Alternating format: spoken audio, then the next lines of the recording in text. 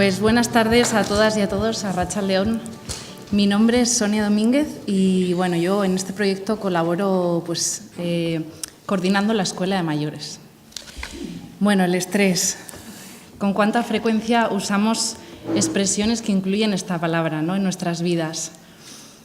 Oímos hablar de estrés en diferentes edades, en diferentes etapas vitales, ¿no?, desde la juventud, la etapa adulta, en lo familiar, ¿no?, la maternidad, la paternidad, en la etapa laboral, en ocasiones en la vejez y a veces relacionadas con ciertas enfermedades. Parece que el estrés nos afecta a todas y a todos. Tengo el honor de presentaros a Viviana Navarro Matías, que es doctora en Psicología y profesora asociada de la Escuela Andaluza de Salud Pública. Se dedica a dos proyectos actualmente: la Escuela de Pacientes, como os digo, y el envejecimiento activo. Y ahora va a ser quien en esta segunda ponencia nos hable del manejo del estrés ante las dificultades. Gracias, Viviana, por compartir esta tarde con nosotros y por tus palabras, que seguro que nos ayuda a darnos claves, ¿no?, para llevar mejor las situaciones difíciles que nos rodean, ¿no?, a lo largo de nuestra vida. Te dejo el paso. Muchas gracias y, por supuesto, el honor es mío de estar esta tarde aquí con vosotros y vosotras. Gracias a Arantxa, gracias a la Escuela de Salud y al Instituto de Salud Pública por haberme invitado y haberme dado esta oportunidad de compartir esta tarde con vosotros.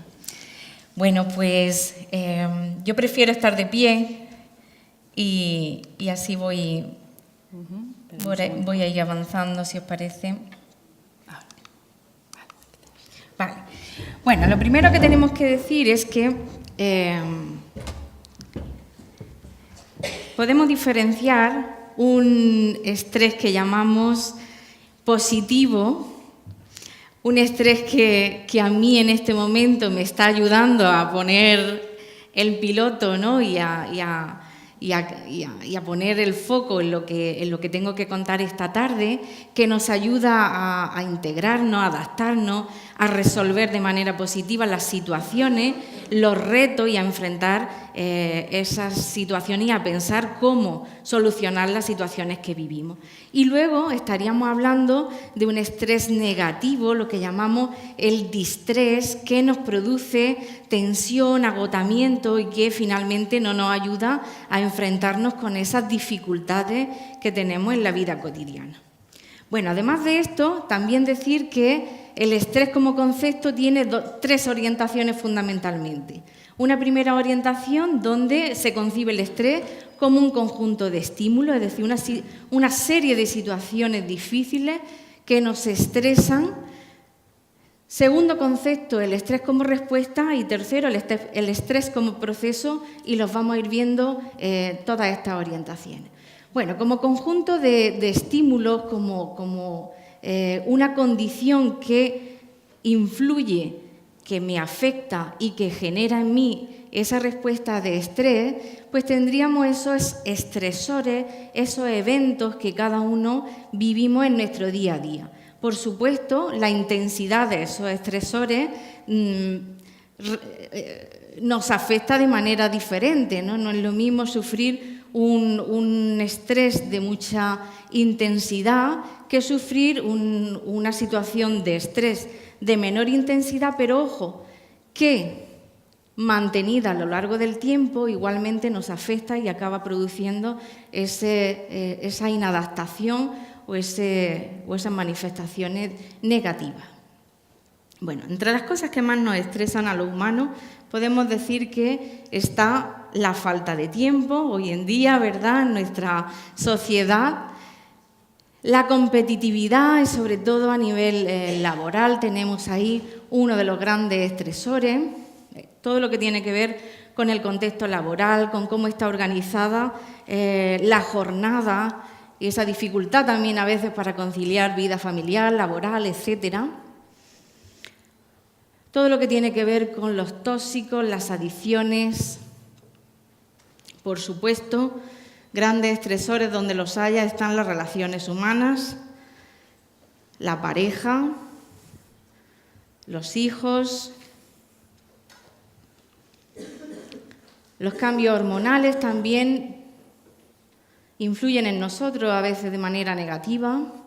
La incertidumbre de las cosas pendientes, las cosas que no resuelvo, lo que me queda por hacer. Por supuesto, los trastornos del sueño, que muchas veces son causa y efecto del estrés, es decir, mantener de manera continuada dificultades a la hora del sueño provoca estrés adicional. Las dietas, por supuesto, gran estresor donde los haya, las enfermedades y todo ese proceso de adaptación, todo ese proceso de duelo que nos contaba, por ejemplo, Jorge, es uno de los grandes estresores. El dinero y más bien la falta de prosperidad, ¿no? Las situaciones difíciles económicas, los duelos, las pérdidas. Vale. Vamos a hablar ahora del segundo concepto del estrés, que tiene que ver con la respuesta que produce en nosotros el estrés. El estrés como respuesta básicamente produce un estado de alerta donde la persona experimenta temor y ansiedad, hace que nuestros sentidos se agudicen y sobre todo esto viene mediado por dos hormonas principalmente, que son la adrenalina y el cortisol. Se liberan una serie de sustancias gástricas que suprimen nuestras funciones digestivas y por eso cuando estamos estresados, con ansiedad o tensos, notamos el pellizco ahí en el estómago. Se produce un incremento de sudoración, incluso podemos tener deshidratación. Aumenta nuestra presión arterial, se acelera el corazón y se libera más glucosa de lo normal, por eso también, pues, por ejemplo, interfiere en algunas de las enfermedades crónicas, ¿no? Por ejemplo, contaba un chico de escuela de pacientes, del aula de diabetes, cómo la ansiedad ante los exámenes generaba en él la posibilidad de tener un mayor número de hipoglucemias, ¿no? Por lo tanto, importante tenerlo en cuenta. Vale. Además, el estrés como respuesta se manifiesta en 3 niveles y lo vamos a comprobar de la siguiente manera. Os voy a pedir, por favor, que cerréis los ojos un momentito. Vamos a pensar en algo de nuestra vida íntima, en algo muy íntimo para nosotros.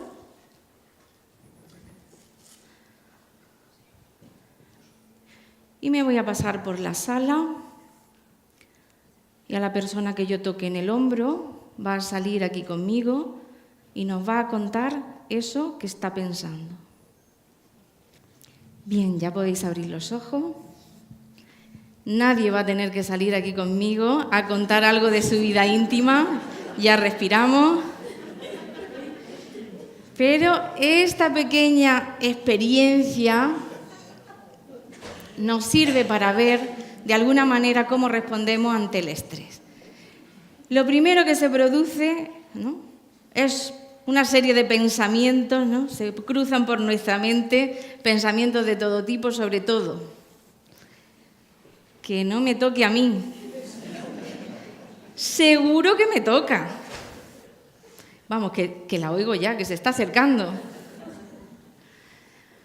Vale. En segundo lugar, además de esos pensamientos que tienen que ver con el primer nivel que llamaríamos lo cognitivo, lo que pienso, lo que valoro, tendríamos un segundo nivel que sería el fisiológico. Sobre todo estas personas más cerca del pasillo, ¿hemos notado alguna sensación en nuestro cuerpo? ¿Qué hemos notado? Nerviosillo aquí en el estómago. ¿Qué más?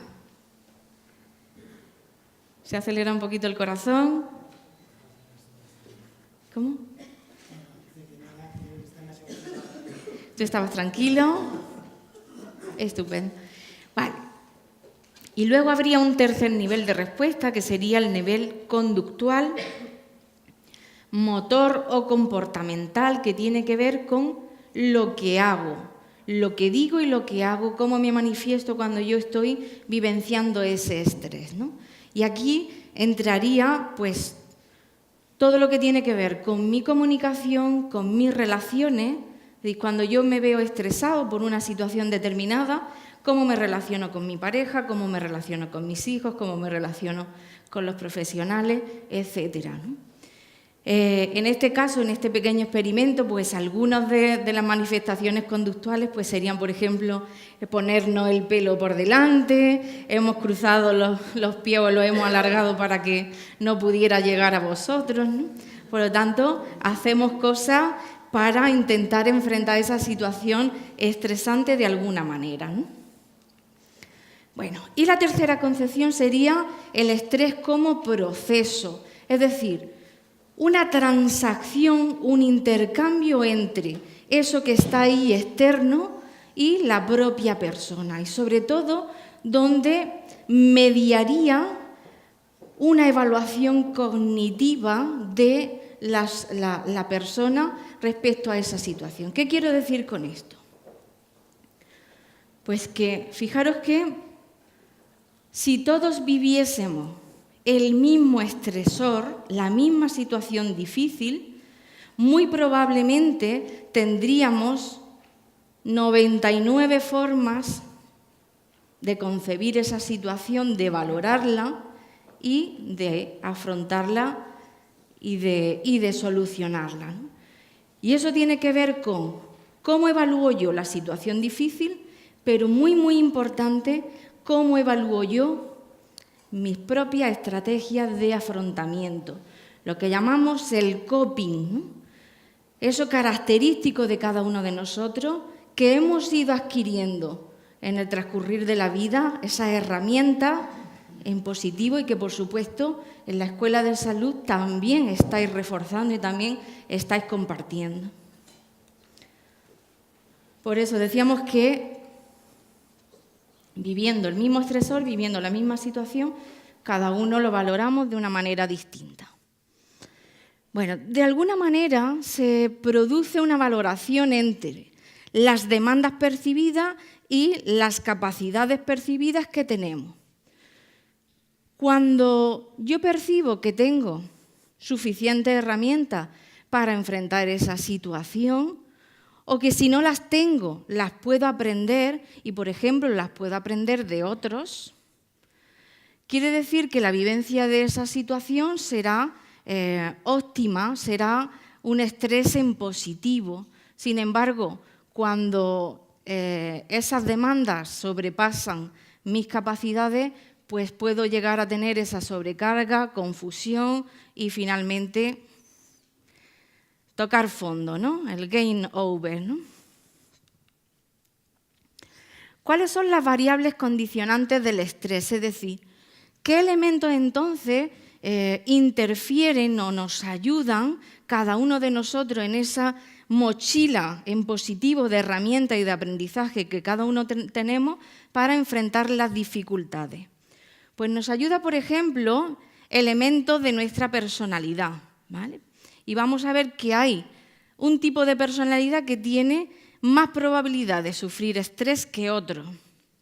También nuestro entorno sociocultural y la manera en la que hemos aprendido a valorar las situaciones difíciles en ese entorno sociocultural. Y, como decía, nuestras estrategias de afrontamiento. Vale, hablamos entonces de personalidad. Hay un tipo de personalidad que lo llamamos el patrón de conducta tipo A. Es decir, personas muy competitivas, personas que reaccionan muy fácilmente, que se enfadan con rapidez, ¿no? Hostiles, impacientes y que muy probablemente van a ser candidatos a sufrir estrés crónico, estrés en negativo, ¿no? Vale. Otra variante de las características personales es lo que llamamos el optimismo. ¿Qué pensáis? ¿El optimismo se nace o se hace? Se nace, ¿no? Y se hace. Es susceptible de entrenarlo, ¿verdad? Vale. Por lo tanto, las personas optimistas sabemos que afrontan mejor el estrés, se recuperan antes de una intervención quirúrgica, se recuperan antes de una cesárea, de un parto complicado. Muchos estudios que nos dicen que interfiere en la manera en que nos recuperamos también de una enfermedad. Vale. A continuación vamos a hablar de otro elemento importante, que es lo que llamamos el locus de control. ¿Qué significa eso? ¿A qué atribuyo yo la causalidad de las cosas que me pasan en la vida? Y aquí diferenciamos un locus de control interno, es decir, creemos que lo que nos sucede es producto de nuestras acciones, de lo que yo hago, de mi esfuerzo. Y tendríamos un locus de control externo cuando pensamos que lo que nos sucede se debe al azar, a la suerte, a un castigo. ¿Cuál es el problema? El problema realmente está cuando tenemos un locus de control interno para los fracasos y un locus de control externo para los éxitos. Es decir, si me va bien, pues qué casualidad. Si me va mal, es que soy torpe, es que no sé cuánto, soy irresponsable, etc. Bien, otro elemento, la autoeficacia. La percepción que yo tengo de si soy o no capaz de hacer las cosas y de enfrentar las cosas. A mayor autoeficacia, menor probabilidad de sufrir estrés. Bueno, y vamos a hablar ahora de otros elementos emocionales en positivo que nos ayudan a enfrentar las situaciones de estrés. Uno de ellos, muy, muy importante, es el apoyo social percibido. Es decir, que no solamente basta con vivir o con tener muchas personas a nuestro alrededor, sino si realmente sentimos que esas personas nos proporcionan ese apoyo que yo necesito. Otro elemento muy importante es el sentido de la vida y la espiritualidad. Y no solamente hablamos de un aspecto religioso, sino también, por ejemplo, todo lo que tiene que ver con lo que hago por los demás, el voluntariado, el proyecto de vida, etc. Otro elemento sería la resiliencia. ¿Habéis oído hablar de esta palabra? Se oye mucho, ¿no? en estos tiempos, ¿no? Resiliencia, la capacidad de enfrentar situaciones difíciles y de incluso salir fortalecido después de enfrentar eso, ¿no? Como el junco, ¿no?, que recupera su forma. Fijaros que esta palabra viene del ámbito de la metalurgia y es una cualidad que tienen ciertos metales de que una vez que se le aplica una presión, recupera su forma original. Esta palabra después se llevó también a la sociología, se llevó a la psicología y también vemos cómo personas que viven situaciones muy difíciles en la vida, cómo son capaces de enfrentarla y salir hacia adelante. Otro elemento es la autoestima y la autoconfianza. Ojo, que estos elementos sí que son muy fluctuantes, ¿verdad?